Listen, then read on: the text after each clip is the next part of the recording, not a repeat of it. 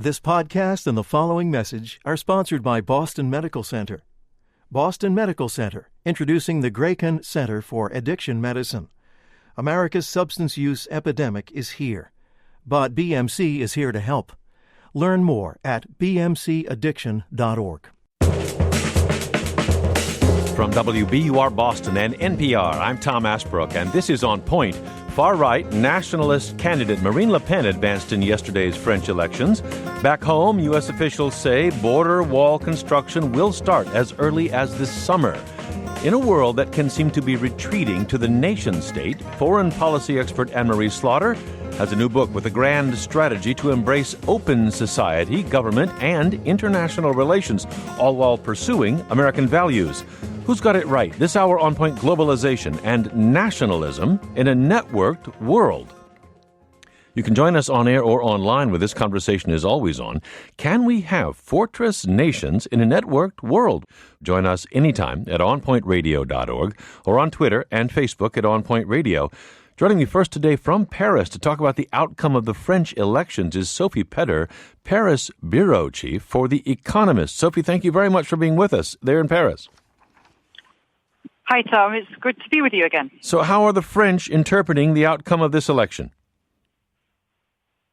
Well, it's a real upheaval. I mean, it's the most extraordinary result, certainly that I've ever covered, and I think that the French feel they've had in recent history. You know, for the first time ever in the past 60 years, neither of the two mainstream political parties, so the Socialists on the left and the Gaullist Party on the centre-right, is in the final run. So this is just an extraordinary situation. Instead, you've got these two candidates, neither of whom represent a mainstream party. You've got Emmanuel Macron, who's only 39 years old, and then Marine Le Pen on the far right, and one of them is going to end up president. So I think we're in completely uncharted territory, really, with this election.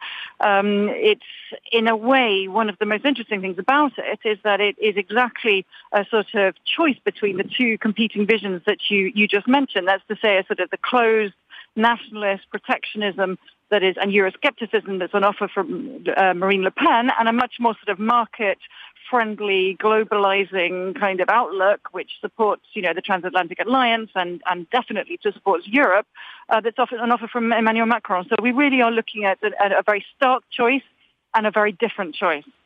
Sophie, why is Emmanuel Macron seen as such an outsider? After all, he was inside the government. He was economics minister. I know, it's fascinating, isn't it? I mean, one of the things that he's been so skilled at doing is kind of reinventing himself as an outsider, when actually a lot of his background is a very much sort of establishment. But I think the reason is this. I think it's because he is offering a different way of doing politics. He wants to break down these old party divisions. He wants to sort of put an end to all the point scoring and the kind of gesture politics, that sense in which, you have to sort of hack your way up the party in order to get anywhere in political life. And he's trying to say, let's bring in other people. Let's make the National Assembly more representative. Let's bring in a different way, a more constructive way of doing politics. I mean, it sometimes sounds a bit too good to be true, and we'll see whether this actually is whether he's able to put this in place when the French go to vote for their new parliament in June. At the moment, this is just a presidential election. And even though we are very conscious that the French constitution gives the presidency a very great powers, it is nonetheless important to have a government with you who was able to put in place some of your policies. So, whether or not his new way of doing politics is actually feasible, we'll see that in June. It's interesting. In the U.S. election, of course, last year, most Republicans rallied around Donald Trump, though he was an outsider. But here we had, here's a little sound of François Fillon after the elections, or as they were unfolding yesterday, and he's conservative. He's very conservative, not as much as Marine Le Pen, but still, he's the Republican conservative here, urging his supporters to vote against her in the final. It's almost as if it would have been Republicans in some way asking their followers to vote for Hillary Clinton last year. Here was Fillon. I assure you that extremism can only lead to misery and division in France. As a result, our only choice is to vote against her, which means in favor of Emmanuel Macron. So I will be voting for Emmanuel Macron. Interpreted there by Bloomberg. But what do you make of that, Sophie, that you've got the conservatives saying don't go with Marine Le Pen? How does that shake out in France, in French political terms? Well, it's interesting. I mean, I don't think the comparison is exact because could ask the Republicans to go behind Hillary Clinton, you'd need that to be against a far-right candidate like Marine Le Pen, and that's what makes it so different here. You know, there is a tradition in France of calling for a sort of united front against the far right, and this has happened in regional elections. In December 2015, there were some very crucial regional elections in France at which National Front was in the second round in two key regions, and what happened was actually the socialist candidate withdrew, leaving it to be a runoff, which was the only way of beating the far right candidate. So there is a tradition of sort of stepping down or backing the alternative. And I think that's what you're going to be looking at in the second round more generally when voters decide whether or not to vote for Macron. It's not that he has majority support in this country. We've seen that in the election in the first round. He doesn't. He's got less than a quarter of voters behind him. But there will be voters who will vote for him because they don't want her to get into power. And is there any kind of projection at this point about how that final race is shaping up? Does it appear to be close? Do we have any idea at this point? Yes, it's not looking close. It's looking like it's going to be fairly clear victory for Emmanuel Macron, the centrist independent. First time he's run for election for any office. You need to remember that. It's quite an amazing story. Not even a local council, you know. So most polls, in fact, every single poll has shown that he would beat Marine Le Pen by quite a comfortable majority, something that could even go to sort of 60% against 40% for her. So I think it's incredibly difficult for Marine Le Pen to get the 50% she'd need in the French system. It's a very simple, direct universal suffrage. You just need to get over that 50% barrier. And I think it's very hard for her having to make up the lost ground. So I think we are looking in all probability at President Macron. And finally, Sophie, if it should be Macron in the end and not Marine Le Pen, does that look to you like a high watermark for populist nationalism in Europe, or maybe not? Well, I just think it's sort of tempting to look at it that way, but then what you need to do is look at the number of people who voted for Marine Le Pen at this first round compared to 2012, the last French presidential election. She's added more than 1 million voters. Yeah. You know, this is someone who is progressing nonetheless. There will be, I'm sure, a temptation to sort of say she's somehow failed or disappointed if she doesn't win the presidency. But I think that would be a mistake because, you know, there is an anger out there. We've seen it in the UK. We've seen it in the US. There is an anger against, the establishment, against the system. And I think that, you know, Emmanuel Macron, if he does become president, he will be under incredible pressure to actually then deliver. Because if he doesn't, then you are looking at a much tighter race, even tighter still, in 2022. Sophie Petter, Paris bureau chief for The Economist. You can hear her in Paris right there. Sophie, thank you very much for being with us. If you want a sense of what the French have been hearing in France, here after advancing to the second round in the French elections, Marine Le Pen delivered a victory speech to her supporters in France's northern Rust Belt yesterday. And here she's decrying the rise in globalization interpreted by Bloomberg. Either we go on towards globalization without borders, the consequence being relocations abroad, mass immigration, the free movement of terrorists, the reign of money, or you choose a France where we have borders to protect our jobs, our purchasing power, living standards, our national identity. No to globalization. They're from Marine Le Pen. But the favorite now, Emmanuel Macron, different message, centrist candidate, his victory speech in Paris yesterday. He refused to call her by name, but he warned of the dangers of nationalism. Here he is in a clip interpreted by C-SPAN. And I wish 2 weeks from now to become your president.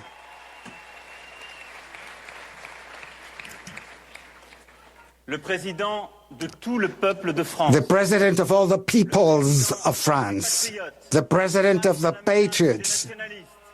Confronted with the threat of nationalism. Patriots confronted with the threat of nationalism. How interesting this is. Anne-Marie Slaughter joins us right now from Princeton, New Jersey. She was Director of Policy Planning at the U.S. State Department for a couple of years, 2009 to 2011. That is very high in the U.S. foreign policy establishment, certainly at that time. She was Dean of the Woodrow Wilson School of Public and International Affairs at Princeton. She's currently President and CEO of New America think tank in Washington, and author of the new book, The Chessboard chessboard and the web, strategies of connection in a networked world. Anne-Marie Slaughter, welcome back to On Point. Great to have you here today. Tom, it's great to be back. What do you make of the French election outcome? I think it's a very good outcome. Most important, you have a candidate who will now rally the center-left and the center-right together against the far-right and against Le Pen. That's a very good result. You just heard really all the polls are very strongly for Macron now, 60-40. It's not like either Trump or Brexit where the polls were within the margin of error. But equally important, I think, is that the two established parties were upended. This is an effort to build a new kind of politics, and that is something I think we're actually seeing in all three countries. In Britain, Labour has collapsed. In the United States, Donald Trump was hardly a regular Republican, and Bernie was certainly no regular Democrat. And so we've seen a lot of economic upheaval and obviously technological upheaval, and now comes political upheaval. If it's Macron in France, if France rejects Marine Le Pen in the final election, do you see this as a peaking out of the anti-globalist movement or not? No. I think, as Sophie pointed out, you have 1 million additional voters for Le Pen.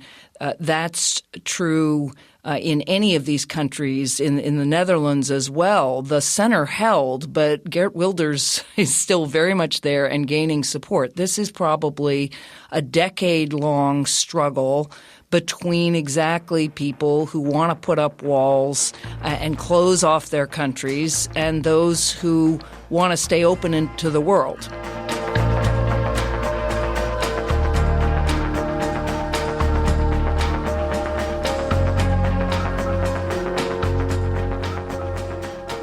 I'm Tom Ashbrook. This is On Point. We're talking this hour about globalization, nationalism, and what comes next in a networked world where people are now talking about walls and fences. My guest is Anne-Marie Slaughter. She's been right in the top tier of American foreign policy making, was there in 2009 to 2011 as Director of Policy Planning in the U.S. State Department at the elbow of Hillary Clinton, then Secretary of State. She's been Dean of the Woodrow Wilson School of Public and International Affairs at Princeton. She's author of the new book, The Chessboard and the Web, Strategies of Connection in a Networked World. And we will certainly look at that. The book comes out at a time when globalism and nationalism are having a real run for it. In the inaugural address of the new President of the United States, it was very clear it was nationalism first, America first. Here was Donald Trump. From this day forward, a new vision will govern our land. From this day forward, it's going to be only America first. America first. And now there may be soon sort of teeth put to that.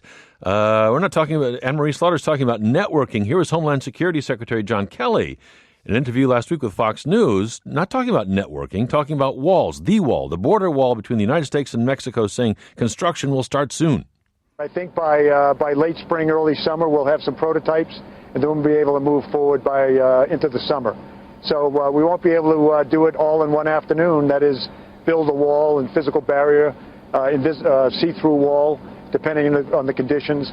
But we're going to get at it as quick as we can. She's talking networking. Here's Attorney General Jeff Sessions yesterday on ABC News This Week talking that wall. We need that wall. We need that wall. It'll help us complete the promise that the president has made to the American people. That's what they want. The American people have a right to expect it, and I believe Congress will eventually deliver. Anne-Marie Slaughter, why have we come to this point where you've got, for a long time it seemed like globalization was destiny. It was fate for the world. It was just simply going to happen. Now you've got significant pushback, regardless of what happens in France. What's brought us to this point? Well, the globalization that's happened has been extremely rapid, and so rapid that Many people have had their lives disrupted. They lost their jobs. That's in part due to automation as well as globalization. But the globalization encourages automation because profit margins get very thin and people start to automate so fast that entire communities have been wiped out and people have lost their jobs, their roles in families. And that inevitably creates a sense of dislocation, lack of control, and then anger. And so it's not uncommon to have this kind of backlash.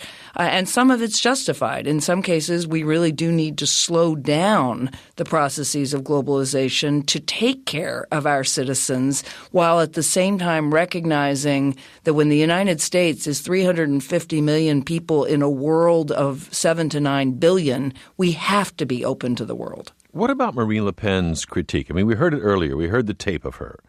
And she's saying, look, it's a choice here. And if you go with globalization, French people, which she calls no borders or without borders, she said you're going to get relocation. I guess she means industry in part there. You're going to get mass immigration, which she doesn't like. She wants to stop. You're going to get, she says, the free movement of terrorists, the reign of money above all, reduced living standards and a lost national identity. What do you make of that critique? Well, she and President Trump, for that matter, and as well as the Brexit supporters in Britain, are basing their campaigns on gross exaggeration and indeed in some cases just outright lies.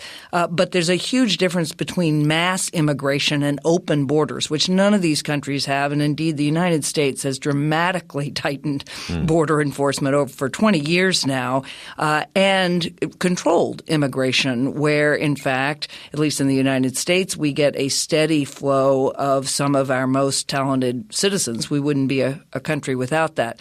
It is also true that if you have too much immigration too fast, you can have this sense that national identity itself is being lost. I do think it's the role of government, again, to slow things up, to make sure that immigrants are integrated, which is as important for them as it is for the surrounding society, and to maintain a narrative that says, no, the United States and France and Britain and Germany, we are different countries. We have different traditions, different languages, different cultures, and there are many good things about that. We don't want just one global hybrid culture.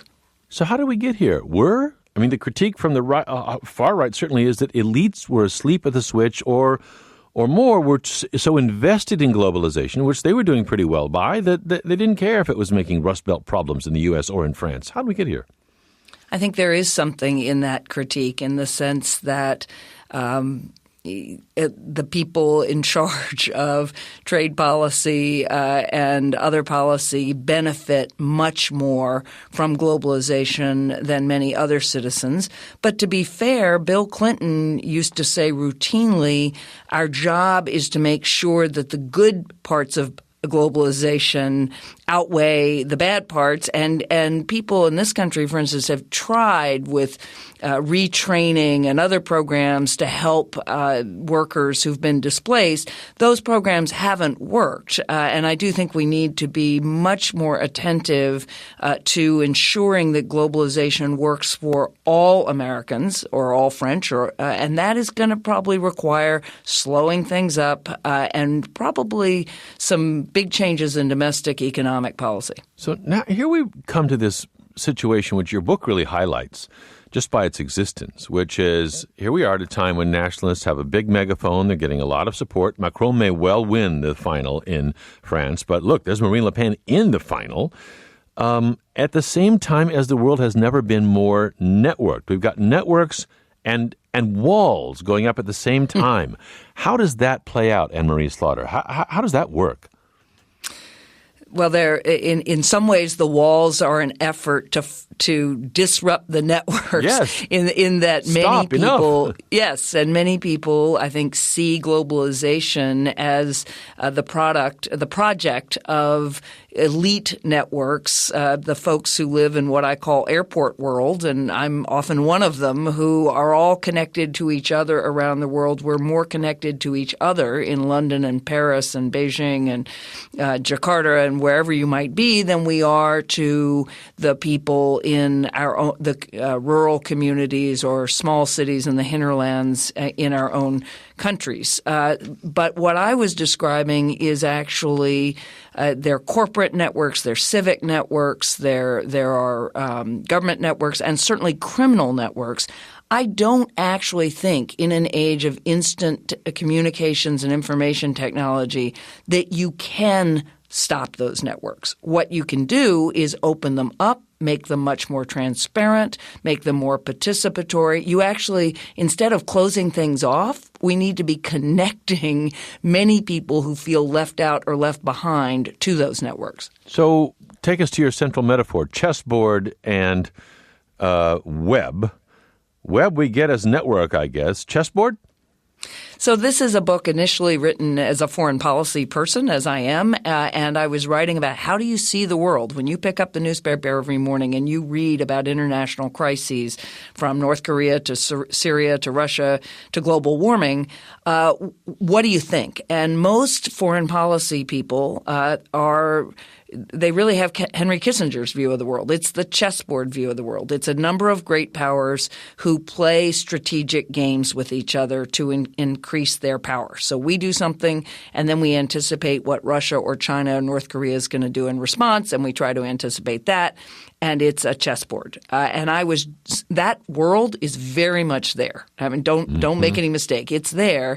But my point was the web world, that world of all those individuals and businesses and criminals and universities and civic groups, that world is also there, and we need to be able to see both at the same time. Walls and webs going on at the same time. Anne-Marie Slaughter goes deep on how that works out. We've got a lot of callers for you, Anne-Marie, if I may go. Richard in Tampa, Florida. Richard, you're on the air with Anne-Marie Slaughter. Hi, Tom. Hi. My personal perspective over the years, I'm a 69-year-old man. I believe that globalization is the only way to go. I do not have much to do with nationalism because I think the past has taught us the evils of it. People are people. They speak with a different tongue. And as long as government is doing its job in making sure that the right people are coming in, and that they're not allowed to collect in one particular spot like England, where cities have been taken over by people with a different approach to life, language, or whatever, are seen to, well, it causes people, English people, to believe they can't go to certain parts of their country without running into problems. I do feel that it is the way to go. Nothing stays the same. What about the losers in globalization, Richard? And the fact that they, look at your native England, look at the U.S. There are stretches that are really in trouble in this globalized era. Well, they are the ones that need to be taken care of, Tom. And my fear is, with conservatism going off to the right as it has both in the UK and here, that the very weak, meaning those that are not able to defend themselves, i.e. because of their lack of ability to earn a decent wage and not being supported by government with a minimum wage, then you're going to get extremes because it comes down to survival. And if you get a person with Trump who obviously doesn't inspire me, not one iota, then they are attracted to him because they believe with what's coming out of his mouth is the truth, and he will take care of them. Of course, there's nothing further from the truth. Take care of those who don't win in the globalized system, and maybe we're on the track. Let me hold that thought, Richard. And Anne-Marie, let me get one more if I may. Mike in Ridgeland, South Carolina. Richard, thanks for your call. Mike, you're on the air. Thanks for taking my call. I didn't think that globalization was such a bad thing, but there can be too much of it, such as the areas of no-go zones in Sweden. It's up to the government to make sure that who they're letting in is who needs to be in and not the criminals. A lot of people think just because Trump wants to better the people who come in that it's a bad thing, that he's being racist and so on and so forth. It's not a bad thing. And these countries such as Sweden, Netherlands, and Belgium are overwhelmed with the Obama era, let everybody come no matter who they are. Because they are in a bad situation, it's not let everybody come, but you almost need to pick and choose who does come. Thank you very much. Mike, I appreciate your call very much. I mean, I should say, having spent some time in Sweden not long ago and some of the other countries you've described, yes, they have more diverse populations than they used to. I can't say that to my eye they looked overwhelmed. But Anne-Marie, right there, you've got, our Tampa caller saying he's for globalization, but wait a minute, watch out for the places where the local culture begins to be endangered. And you've got our caller in the Carolinas saying, hey, basically fences make good neighbors. So thanks to both the callers for your calls, and you both touch on very important issues. The first point, I think, is exactly what I talked about, more gradual globalization, that there really isn't a choice. Again, in the world we're in with the technology we're in, if you look at the course of human history, it's been a course of gradually but steadily increasing connection from villages to cities in individual countries and then across borders with trade, with migration.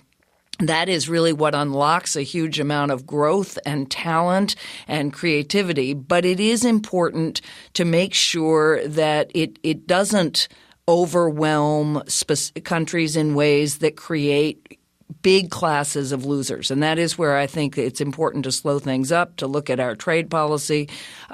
With respect to our immigration policy, with the second caller, we actually have done a lot of the things he's talking about. I mean, we now have more Mexicans leaving the United States than coming in. The peak of immigration from Mexico was the early 1990s, and it has been dramatically slowed. And as I said, now they're more actually leaving. We also do have remarkable vetting of immigrants and refugees. So when President Trump says a lot of those things, I think a lot of them President Obama agreed and put in place. President George W. Bush did. We really need a sort of common agreed set of facts there. But I do agree with both callers that, again, there's nothing wrong with national culture. I don't hold with nationalism in the sense of we're better than anybody else, and ultimately nationalism in Europe led to war.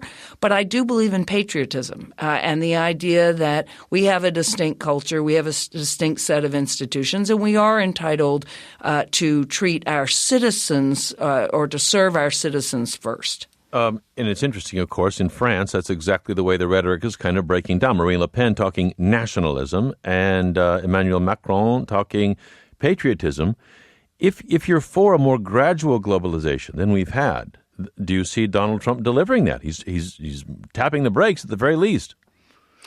Well, it's very hard to know because we were listening to his inaugural address, which was very nationalist, very America first. But in fact, you are seeing lots and lots of changes with respect to a trade war with China. He's giving no signs that that's actually something he's going to engage in, or even with respect to changes on NAFTA or regarding our alliances. He now says NATO is no longer obsolete. It's actually very important. On Syria, he actually had missile strikes to uphold the Chemical Weapons Convention. So I think what he says and what he does are really quite different, and it's very hard to know what his actual policies are. If we stay in the Trump theme, he talks in a nationalistic line. Can you talk that way and be globalist at the same time? We'll have to see. I think one of the reasons he's raising the wall again this week is because many of his supporters are worried. And indeed, many people, Ann Coulter, Laura Ingraham, people are accusing him of really betraying his campaign promises. And so he has raised again this week one of the central ones, the most visible sign of closing ourselves off is a wall.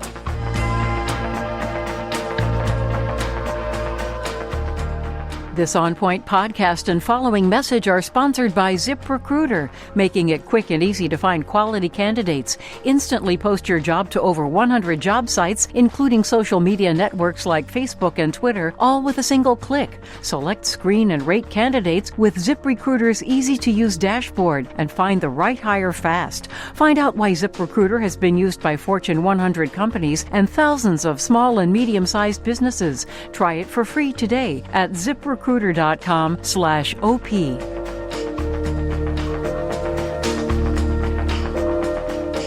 I'm Tom Ashbrook. This is On Point, and we are talking this hour about globalization, nationalism, and what comes next in a networked world where people are now talking about fences and walls. My guest this hour is Anne-Marie Slaughter.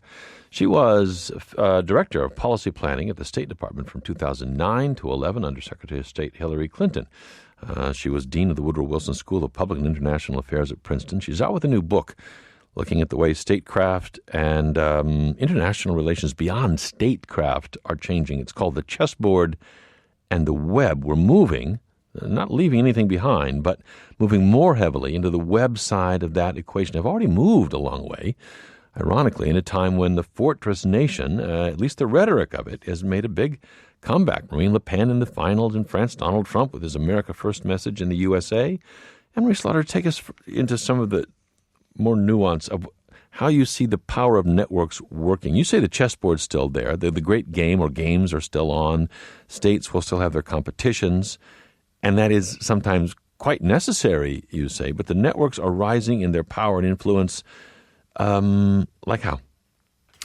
Let's take climate change as an example, which on the one hand has chessboard elements. When we got the Paris Agreement concluded, you had the nations of the world there to sign an agreement. Yep. But equally importantly, you had 7,000 cities who have been brought together by Mayor Bloomberg in a global covenant of mayors, all committing their cities to reduce emissions. And you have thousands of non-governmental organizations and thousands of corporations who are all part of global networks and all necessary to make the change that we need to essentially save our planet, such that even when Donald Trump says we are not going to honor the commitments the United States made at the federal government level, the mayors of our cities and our corporations can still have an enormous and critically important impact on carbon levels because they are tied together in problem-solving networks. I can imagine people listening to that and say, well, I sort of get it, but, you know, the EPA is in Washington, and standards are set in Washington. Federal policy in this country is set in Washington, and if you don't have those reins of power, you know, all the mayors in the world are going to have trouble. They can't set their own national standards for emissions, let's say. Well, California can. So at the state level, in fact, it's California's emissions controls that had the maximum effect on car makers because California is such a big market. So some standards are set at the state level, but mayors can also do things like impose charges on driving zones, as London has, or make it much harder in various ways, as Mayor Bloomberg did in New York, to drive so that people choose mass transit and they can also, with the support of their citizens, take a number of measures, not setting emission standards, but that will actually reduce their emissions as cities. And so the EPA is in Washington, but I would say New York. And again, Mayor Bloomberg's philanthropies have played an enormous role here, have had just as much impact on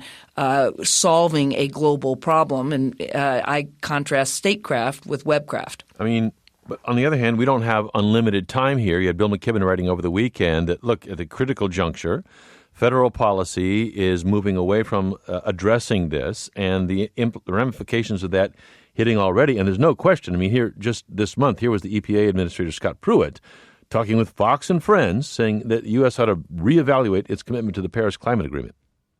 Paris is something that we need to really look at closely because it's something we need to exit, in my opinion. It's a bad deal for America. It was in America's second, third, or fourth kind of approach.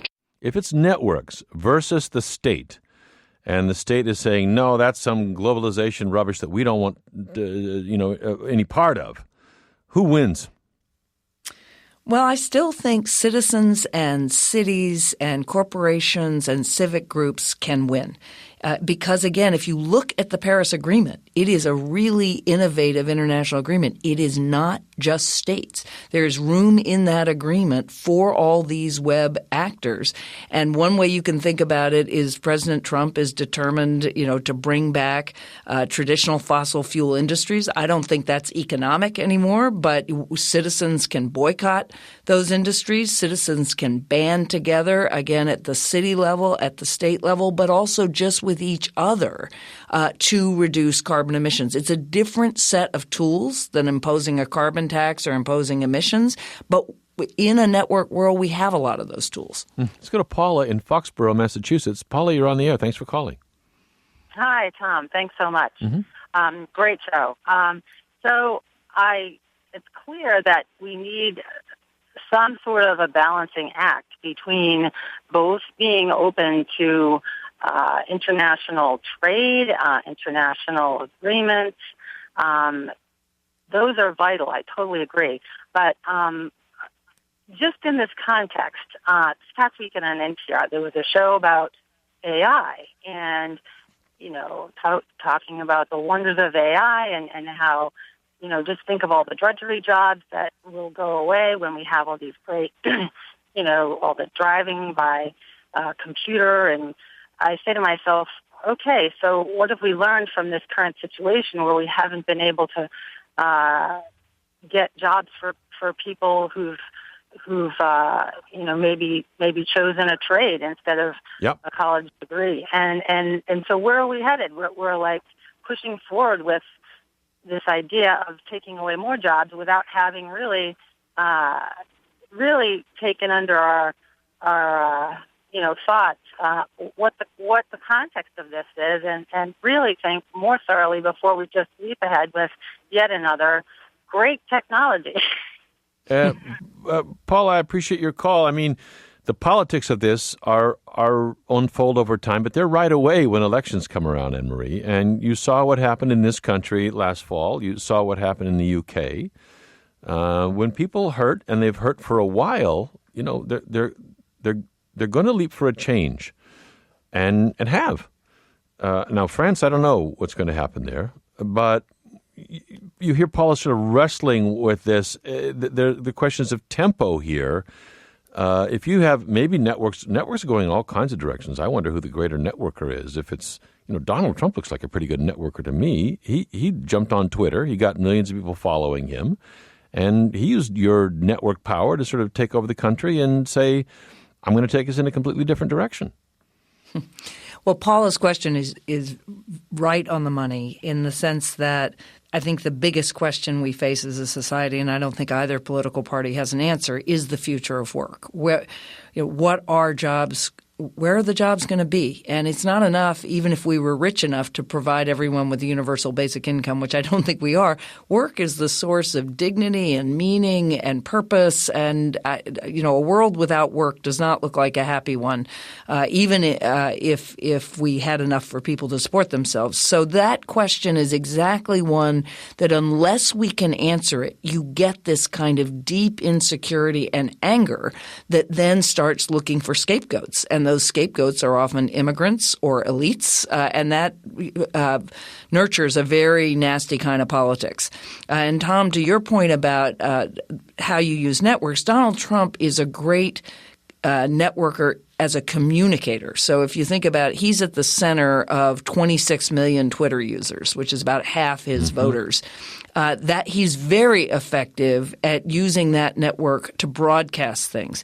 He has not been effective at actually turning that network, which is sort of him at the center and 26 million people around him, into a network that helps him govern, because those aren't people who are organized to and connected to each other. They're just all responding to him. And to actually govern and make things happen, you need a very different structured network. So what does networked leadership look like in this century, ultimately?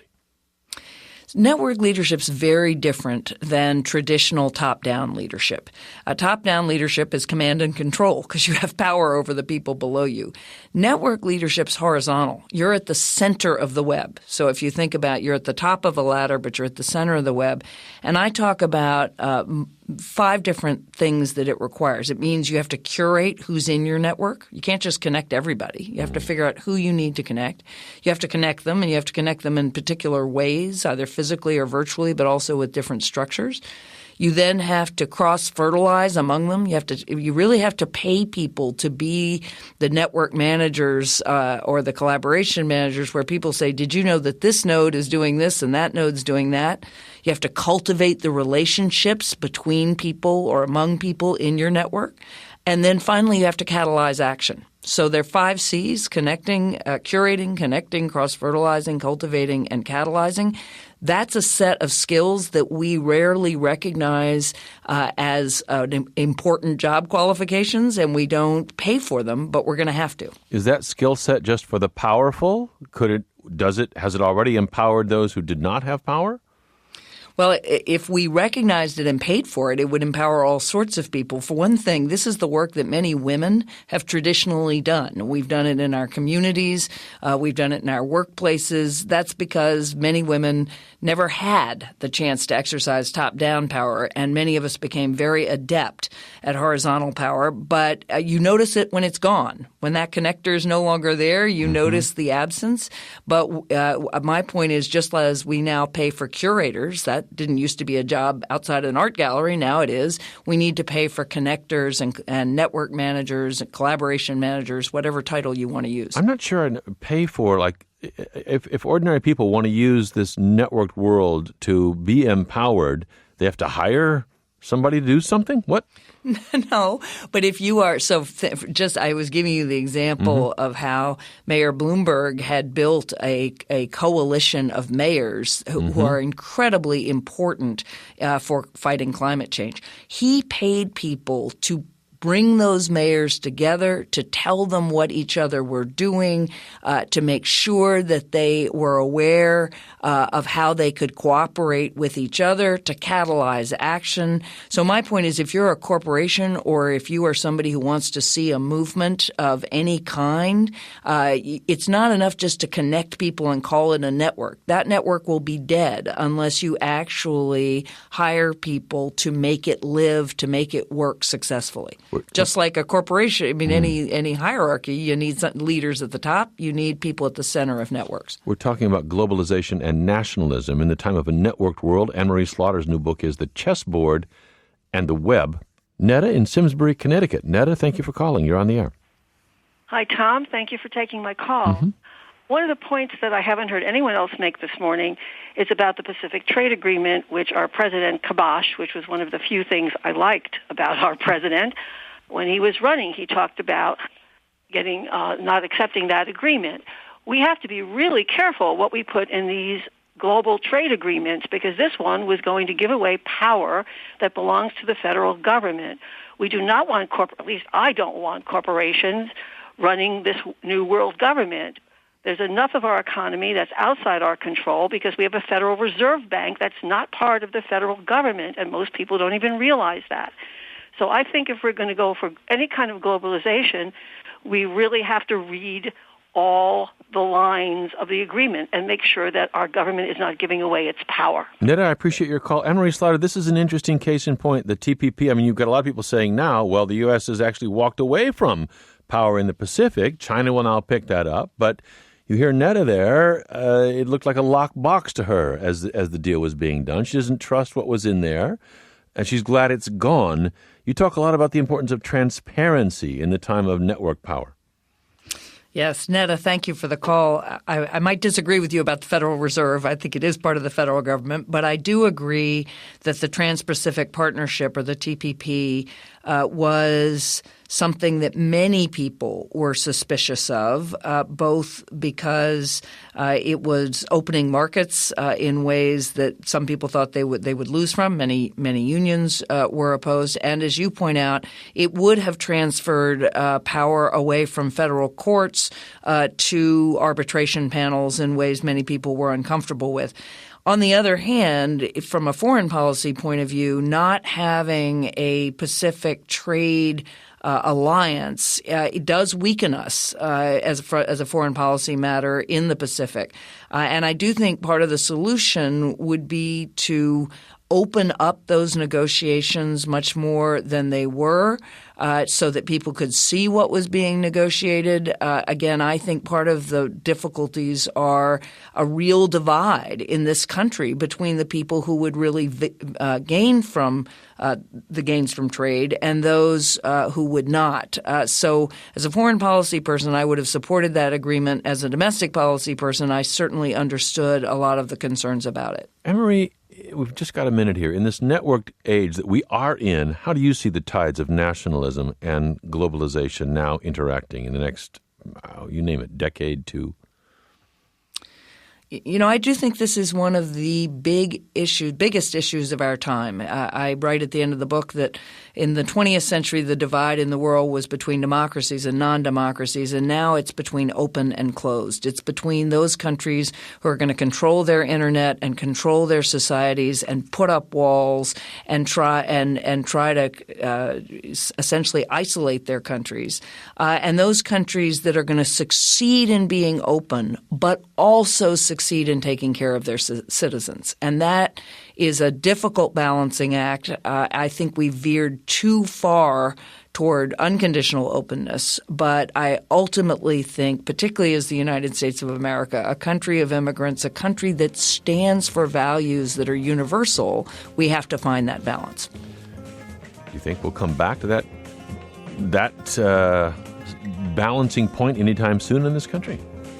I do. But I do think I'm not sure either party can do it. I think that's why I'm so interested in the French election. Yeah. I think we may need a new movement. We'll be watching Anne-Marie Slaughter lighting up the terrain ahead and around us right now in her new book, The Chessboard and the Web Strategies of Connection in a Networked World. Anne-Marie Slaughter, always good to talk with you. Thank you very much for being with us today. Tom, thanks so much. Listeners, thanks for all your calls. You can continue this conversation and get the On Point podcast at our website, onpointradio.org. I'm Tom Ashbrook. This is On Point.